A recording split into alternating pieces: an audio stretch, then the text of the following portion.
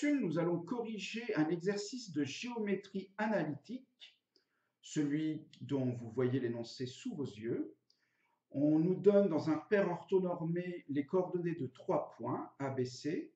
Dans un premier temps, on nous demande de calculer les distances AB, BC et AC, mais c'est parce qu'on a une petite idée derrière la tête.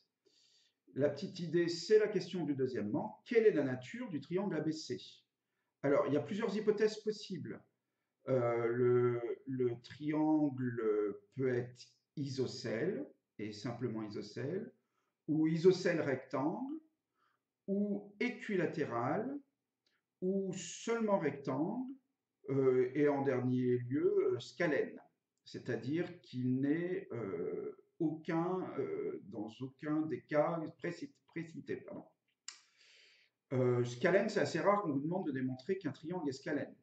On vous demande plutôt de démontrer qu'un triangle possède une particularité.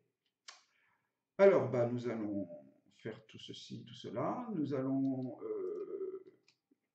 calculer la distance AB avec les coordonnées de AB, des points AB. Je vous rappelle que la formule qui permet de calculer la distance AB, c'est racine de xb moins xa au carré plus yb moins ya au carré. Donc là, on remplace xa, xb, ya, yb par leur valeur et on trouve racine de 17.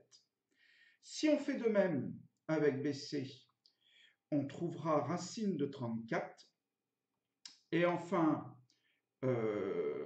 en appliquant la formule une nouvelle fois, mais cette fois-ci à AC, on trouvera un nouveau racine de 17. Ceci achève la première question.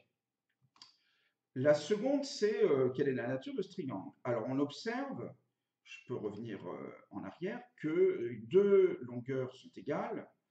Les côtés AB et AC ont même longueur. Le triangle est à minima isocèle au point A. Ce triangle n'est pas équilatéral, puisque la longueur BC n'est pas égale à racine de 17. Maintenant, il nous reste quand même une dernière possibilité, c'est que ce triangle soit rectangle. Pour vérifier s'il est rectangle, on va utiliser la réciproque de Pythagore en prenant le carré du côté le plus long. Alors, je vous rappelle qu'il mesure racine de 34, donc le carré, ça fait 34.